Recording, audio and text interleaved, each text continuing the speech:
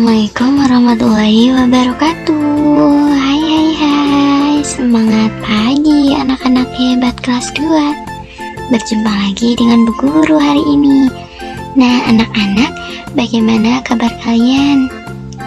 Semoga kalian selalu diberikan kesehatan, keselamatan, serta jangan lupa untuk selalu mematuhi protokol kesehatan dengan cara mencuci tangan sebelum dan sesudah beraktivitas, gunakan masker saat keluar rumah, serta hindari kerumunan. Anak-anak, jangan lupa untuk selalu absen online. Nah, hari ini sebelum pembelajaran kita mulai, marilah kita mengawalinya dengan doa terlebih dahulu. Berdoa menurut kepercayaan dan keyakinan kita masing-masing. Berdoa mulai. Berdoa selesai. Semoga dengan membaca doa, anak-anak diberikan kemudahan dan kelancaran dalam menyerap materi pembelajaran kita hari ini. Amin. Hari ini, sekarang anak-anak harus memulainya dengan penuh semangat ya. Dengan tepuk di rumah aja. Tepuk di rumah aja. Ayo kita lawan virus corona. Diam di rumah, jangan keluyuran. Bermain dan belajar bersama ayah bunda. Ayo aktivitas di rumah aja. Nah anak-anak, hari ini kalian sudah memasuki tema 5, subtema 3, pembelajaran 4 dan 5, pengalamanku di tempat bermain. Anak-anak, yuk kita buka dulu buku paketnya. Dan anak-anak harus menyimak baik-baik videonya. Nah, pada pembelajaran yang keempat, Benny melihat teman-temannya latihan drama. Benny melihatnya minggu lalu. Pada drama tersebut, pemerannya membacakan puisi. Puisi yang dibacakan seperti berikut. Puisi yang berjudul Kupu-Kupu. Anak-anak nanti tolong bacakan ya, bareng-bareng bersama Bu Guru. Kupu-kupu. Kupu-kupu yang lucu, kemana engkau terbang? Hilir mudik mencari bunga-bunga yang kembang, berayun-ayun pada tangkai yang lemah. Tidakkah sayapmu merasa lelah? Kupu-kupu yang elok, bolehkah saya serta mencium bunga-bunga yang semerbak baunya? Sambil bersenda-senda, semua ku hampiri, bolehkah ku turut? Nah, itu adalah puisi yang berjudul Kupu-Kupu. Pastinya anak-anak sudah lebih mahir ya dalam membacakan puisi. Nah, dari puisi tersebut ada kata-kata yang pastinya anak-anak asing ya. Setiap puisi pasti ada kata yang indah. Kita akan bersama-sama memahami makna atau arti dari sebuah kata atau kosakata yang baru. Kata yang pertama adalah kata elok. Elok artinya adalah baik, bagus, cantik. Selanjutnya adalah kata hilir mudik. Hilir mudik itu apa anak-anak? Ya, tepat sekali, artinya adalah kesana kemari, bolak-balik gitu. Lalu kata selanjutnya adalah kata berayun-ayun. Berayun-ayun artinya apa anak-anak? Iya, berayun-ayun itu bergantung dan bergerak ke depan dan ke belakang secara teratur. Selanjutnya adalah kata semerbak. Semerbak itu apa? Semerbak artinya adalah harumnya merata atau tentang bau yang harum. Selanjutnya adalah kata bersenda. Bersenda artinya adalah berkelakar atau bergurau. Anak-anak paham ya dengan kata-kata atau kosakata yang anak-anak belum ketahui. Itu adalah kosakata yang baru. Nah, pohon cemara di rumah Dayu itu roboh. Roboh dikarenakan tertiup angin. Pohon cemara yang roboh panjangnya 2 meter 60 cm. Satuan meter dan sentimeter adalah satuan baku. Satuan baku dapat digunakan untuk mengukur panjang. Satuan meter disimbolkan dengan M, satuan sentimeter disimbolkan dengan cm. Nah, alat ukur panjang yang baku ada penggaris, ada jangka sorong, ada mikrometer, ada meteran. Meteran itu terdiri dari 3 macam. Ada meteran pita, ada meteran roll pendek, dan ada meteran roll panjang. Satuan baku adalah satuan yang sudah ditetapkan secara internasional. Misalnya untuk mengukur panjang, satuan internasionalnya adalah meter. Alat ukur panjang baku penggaris atau mistar. Penggaris atau mistar menggunakan satuan sentimeter. Digunakan untuk mengukur buku, pensil, penghapus, tempat pensil, daun, panjang jari, meja, kursi, figura, foto, dan lain-lain. Nah, pastinya ukuran dari penggaris itu lebih pendek daripada meteran. Yang kedua adalah alat ukur panjang meteran pita.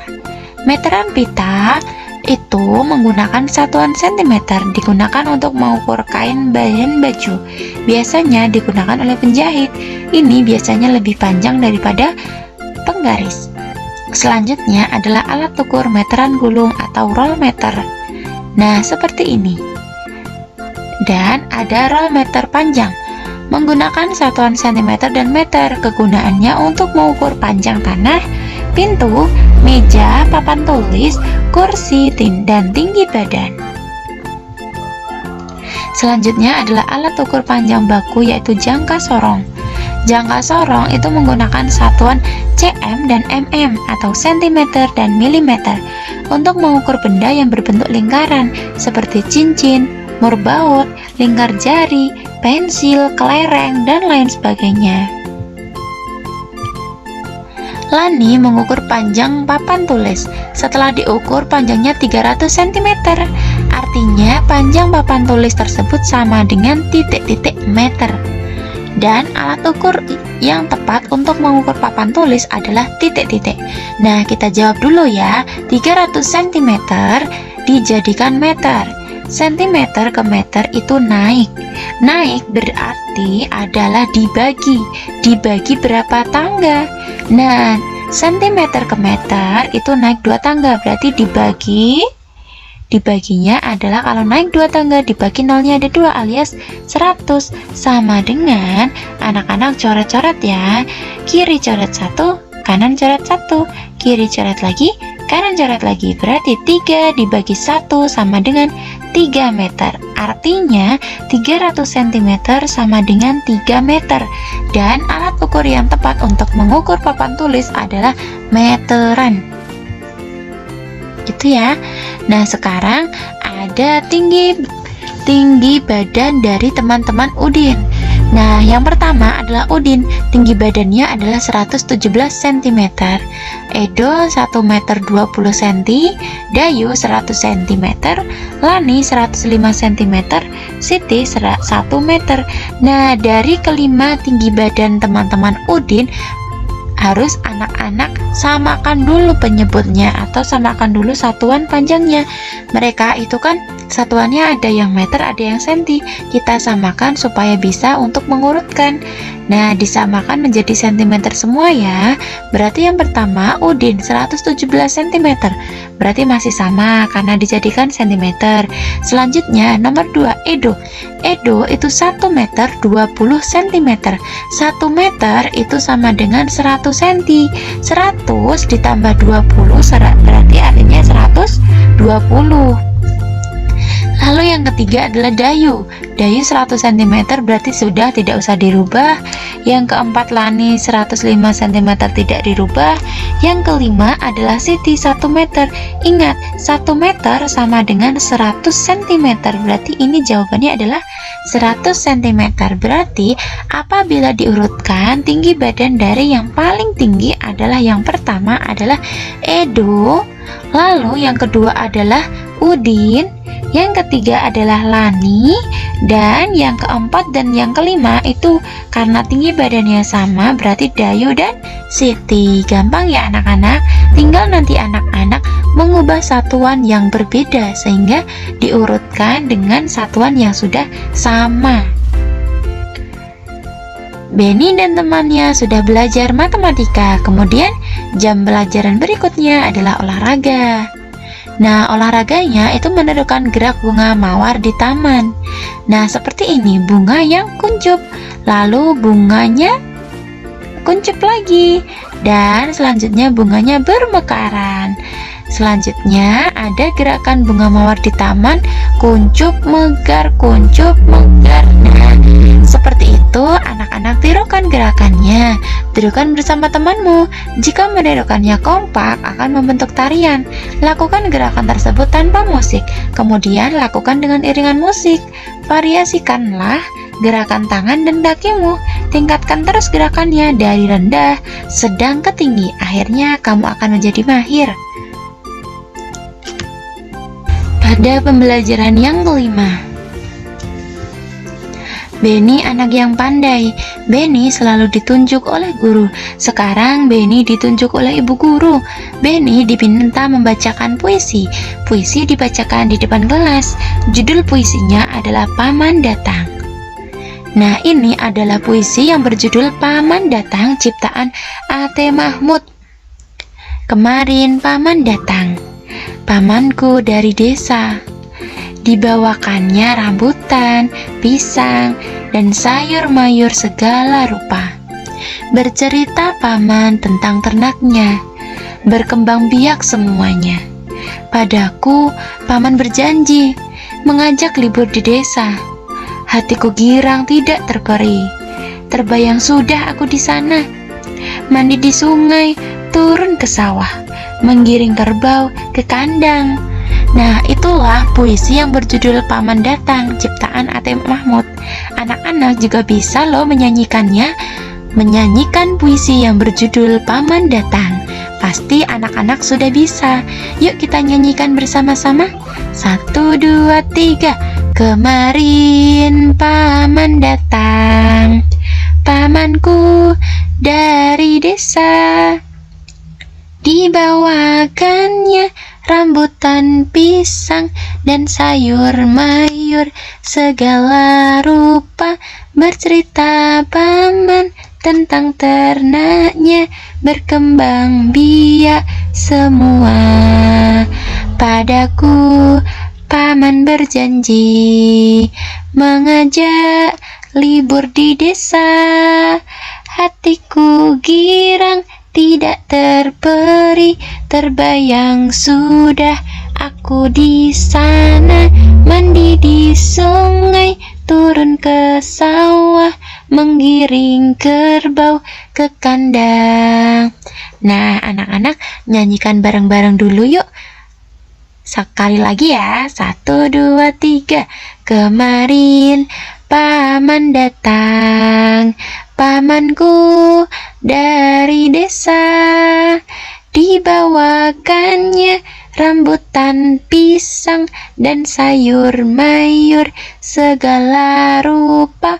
Bercerita paman tentang ternaknya, berkembang biak semua.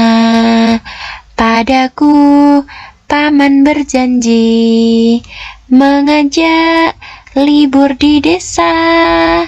Hatiku girang tidak terperi, terbayang sudah aku di sana, mandi di sungai, turun ke sawah, menggiring kerbau ke kandang. Gampang ya anak-anak, pastinya anak-anak sudah sering menyanyikan lagu Paman Datang. Nah, selanjutnya adalah Benny dan temannya akan belajar PPKN. Satu kelas Benny akan belajar musyawarah. Musyawarah untuk mencapai kata mufakat. Benny dan temannya perlu semangat kekeluargaan. Ternyata musyawarah untuk memilih ketua kelas. Nah, musyawarah itu melambangkan sila-sila dalam Pancasila, yaitu menunjukkan sila ke-4 Pancasila yang bersimbol kepala benteng. Nah, anak-anak, ini merupakan salah satu contoh kegiatan dari pengamalan sila ke-4 Pancasila, yaitu kerakyatan yang dipimpin oleh hikmat kebijaksanaan dalam permusyawaratan perwakilan. Ini merupakan contoh musyawarah pemilihan ketua kelas. Pemilihan ketua kelas. Pada hari ini kelas Benny bermusyawarah. Benny dan temannya bermusyawarah untuk menentukan ketua kelas. Musyawarah didampingi guru kelas. Berdasarkan hasil musyawarah, didapatkan 2 orang siswa calon ketua kelas. Kedua orang siswa tersebut adalah Udin dan Edo. Selanjutnya, Benny dan temannya memilih ketua dan wakil ketua. Caranya dengan musyawarah lagi. Akhirnya yang terpilih adalah Udin. Udin sebagai ketua kelas, Edo menerima dengan legowo atau lapang dada. Nah, itulah kegiatan musyawarah untuk mencapai kata mufakat. Paham ya anak-anak? Nah, selanjutnya setelah Benny dan teman-temannya setelah selesai belajar PPKN, pelajaran selanjutnya adalah olahraga. Udin dan temannya sekelas melakukan senam. Senam dilakukan di halaman sekolah. Nah, senam yang pertama gerakannya adalah mengayunkan kedua lengan ke depan dan ke belakang. Selanjutnya, mengayunkan kedua lengan ke kiri dan ke kanan. Selanjutnya, mengayunkan dua lengan dari samping ke atas lalu ke bawah. Dan mengayunkan kedua lengan setinggi bahu seperti pada gambar. Nah, setelah anak-anak mempelajari pembelajaran tema 5, subtema 3, pembelajaran 4 dan 5, sekarang anak-anak mendapatkan tugas dari Bu Guru. Tugasnya yang pertama, nyanyikanlah lagu Paman Datang melalui voice note WA Group. Yang kedua adalah sebutkan contoh 4 pengamalan sila keempat Pancasila. Ini salah ketik ya Bu Guru. Sila keempat Pancasila di tempat bermain. Lalu yang ketiga adalah urutkan panjang benda berikut 120 cm, 1 meter, dan 200 cm. Kerjakan dengan caranya diurutkan dari yang paling panjang. Oke anak-anak. Nah, dari ketiga tugas tersebut tolong anak-anak kerjakan pada buku tulis tematik dan kerjakan dengan penuh semangat dan tanggung jawab. Nah, akhirnya Bu Guru sudah pada penghujung pembelajaran. Anak-anak jangan lupa untuk selalu mengulang materinya ya. Semoga bermanfaat buat anak-anak pastinya. Nah, hari ini anak-anak sudah mempelajari materi tentang kegiatan olahraga, terus apalagi anak-anak? Iya, kegiatan musyawarah sesuai sila keempat Pancasila, lalu puisi, dan pastinya mengubah satuan panjang. Nah, anak-anak burung dara, burung cendrawasih, asalnya dari Pulau Papua. Cukup sekian dan terima kasih, semoga bermanfaat untuk kita semua. Bu Guru akhiri, wabillahi taufiq wal hidayah. Wassalamualaikum warahmatullahi wabarakatuh. Terima kasih, thank you.